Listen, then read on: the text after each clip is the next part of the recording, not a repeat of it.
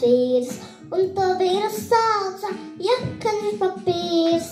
Viņam bija sieva īsta ragana, un to sievu sauca Erpa Jūlijā. Viņam bija bērni īsti valnāni, un tos bērnus sauca Mušpapīrāni. Viņam bija aita tīri tāda kas, un tā aita ēda sērsirdīgas.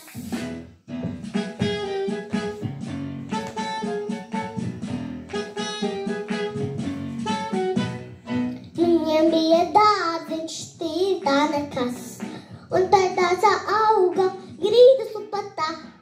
Viņam bija katliņš tīri tāda kas, un tā katlā bārīja sočā malas. Viņam bija gulta tīri tāda kas, un tā gultā mētājas konflanžiņas. Viņam bija auto tīri tāda kas, un to auto sauca grīdas lupatā, un to auto sauca lupat grābāža.